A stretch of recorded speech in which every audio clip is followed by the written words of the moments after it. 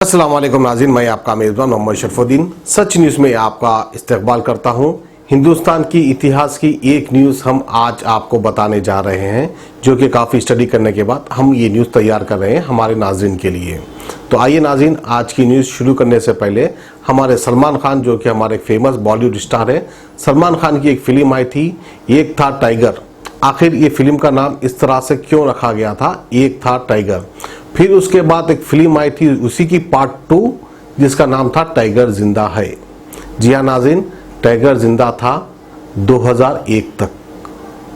अब इसकी तफसीलात हम बताते हैं, आखिर ये टाइगर था क्या और ये टाइगर है क्या हकीकत में ऐसा कोई टाइगर था या हकीकत में ऐसा कोई टाइगर है, क्योंकि फिलहाल तो नहीं है, क्योंकि हमारे हिंदुस्तान के टाइगर की मौत वाक़ई हो चुकी है। तो हमारे देश में एक टाइगर था जिसको हमारी राव यानी कि एक एनालिसिस विंग है हिंदुस्तान की, सभी जानते हैं। उस विंग ने एक हमारे टाइगर को बनवाया था जिसको वो ब्लैक टाइगर के नाम से जानते थे, और उसका कोड रखा गया था ब्लैक टाइगर।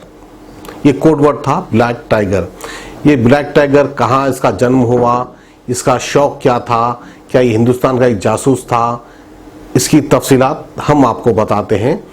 ये ब्लैक टाइगर का नाम था रविंदर कौशिक, और इस ब्लैक टाइगर का जन्म हुआ था 1992 में, यानी 1952 में इनका जन्म हुआ था श्री गंगानगर राजस्थान में। वहाँ पर इनका जन्म हुआ था और इनको एक्टिंग का बहुत शौक था। रविंदर कौशिक को एक्टिंग का बहुत शौक था, तो ये थिएटर्स में काम किया करते थे। जैसा कि पहले के ज़माने में हर मोहल्ले में, बस्ती में एक थिएटर बनाकर एक प्रोग्राम किया करते थे, एक्टिंग किया करते थे, वहीं पर लोगों को बड़ी खुशी मिलती थी। उस तरह के भी एक्टर्स हमारे देश में थे, और वो सिलसिला आज भी चल रहा है। आज भी ऐसे थिएटर्स हैं जहां पर जो है इस तरह की छोटी फिल्में बनाकर लोगों को मनोरंजन करते हैं। तो लखनऊ की एक थिएटर में एक्टिंग कर रहे थे रविंदर कौशिक। उसी समय पर हमारे देश के राव वालों की नज़र रविंदर कौशिक पे पड़ी, और वहीं पर रविंदर कौशिक को उन लोगों ने ऑफर किया, क्या तुम अपने देश के लिए काम करोगे। तो रविंदर कौशिक ने तफसीलात पूछी, तो उन्होंने बताया कि आपको एक जासूस बनकर पाकिस्तान जाना है और पाकिस्तान की सारी इंफॉर्मेशन हिंदुस्तान को देनी है। तो रविंदर कौशिक तो जो है फिल्मी टाइप आदमी थे, उनको एक्टिंग का बड़ा शौक था। उन्होंने फ़ौरन इस काम के लिए हाँ कर दिया। अगर मेरी जान भी जाती है तो मेरे देश के लिए जाएगी, परवाह की बात नहीं है, लेकिन मैं ये काम करूंगा, इस तरह से रविंदर कौशिक ने कहा। तो वहीं पर राव वालों ने इन्हें अच्छी तरीके से तैयार किया, इन्हें पूरा मुसलमान की तरह तैयार कर पाकिस्तान रवाना किया, और वहीं पर इनका नाम बदलकर नबी शाकिर रखा गया। नबी शाकिर बनाकर इनको पाकिस्तान भेजा गया 1975 में ये पाकिस्तान रवाना हो गए, और पाकिस्तान में जाकर वहीं पर पाकिस्तान की एक यूनिवर्सिटी में इन्होंने लॉ की पढ़ाई भी की। पढ़ाई मुकम्मल होने के बाद फिर उन्होंने मिलिट्री में काम किया एज ए क्लर्क के तौर पर ये काम किया करते थे। फिर वहीं पर इनका शायद प्रमोशन भी हो गया। प्रमोशन होने के बाद ये जो है पाकिस्तान मिलिट्री अकाउंट्स डिपार्टमेंट में फिर ये काम किया करते थे। तो उसी तरह काम करते करते आखिरकार इनकी एक दोस्ती हुई। जो मिलिट्री के ड्रेसेस सीता था दर्जी यानी टेलर, उस टेलर से इनकी दोस्ती हुई, और उस टेलर की बेटी से इन्होंने शादी भी कर ली। शादी करने के बाद हमारे रविंदर कौशिक उर्फ नबी अहमद शाकिर, उन्होंने इस टेलर की बेटी से निकाह भी कर लिया। फिर निकाह होने के बाद इनको एक औलाद भी हुई। फिर वहीं पर हिंदुस्तान की राव ने और एक जासूस को भेजने की ठान ली पाकिस्तान में। अब ये तो वहाँ पे काम कर रहे थे, अच्छी तरीके से इंफॉर्मेशन दे भी रहे थे। बावजूद इसके 1983 में और एक जासूस को इनायत मसीह के नाम से उन्होंने पाकिस्तान भेजा। खैर, पाकिस्तान ने दूसरे जासूस को बड़ी आसानी से पहचान लिया और उस जासूस को अपने शिकंजे में ले लिया। लेने के बाद अब जाहिर सी बात है, 3rd डिग्री होती है। 3rd डिग्री सजा जब देने लगे तो वो जासूस ने तमाम असलियत उगल दी। वहीं पर हमारे देश के बहादुर जासूस रविंदर कौशिक का भी नाम ले लिया। फिर रविंदर कौशिक को पाकिस्तानी फौज ने अपनी हिरासत में ले लिया।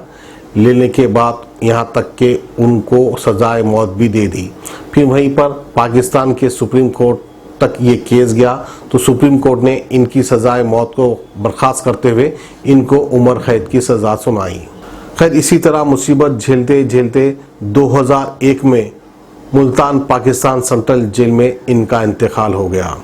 इनका इंतकाल होने के बाद हिंदुस्तान ने इनकी लाश को भी लेने से इनकार कर दिया। यहाँ तक ये भी कह दिया कि हम इनको पहचानते नहीं, जानते नहीं, इनसे हमारा कोई ताल्लुक नहीं।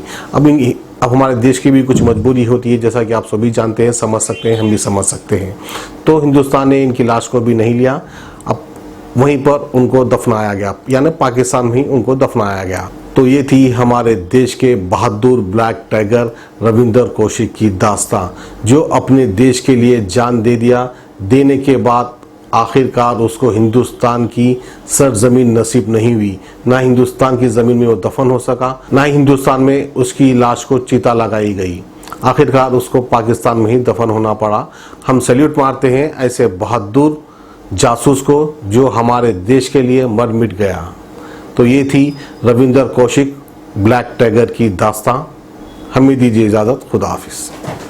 अब A1 टाउनशिप चिविला और मोइनाबाद के दरमियान मेन रोड से 1.3 किलोमीटर आबादी से लगा हुआ तमाम डेवलपमेंट के साथ, जहां आप अपना घर बना के रह सकते हैं, जो है बिल्कुल बिल्कुल बिल्कुल आबादी से लगा हुआ। 4 लाख में 100 गज का plot, drainage, electricity, footpath, BT road, college, bus stop जैसी तमाम सहूलियतें दस्तयाब हैं। आपका ये छोटा सा इन्वेस्टमेंट आपका और आपके बच्चों का मुस्तकबिल बदल सकता है। मजीद मालूमात के लिए हमें कॉल करें। Address pillar number 235 opposite fishers department, Rajendra Nagar, Hyderabad. Contact 7799603838।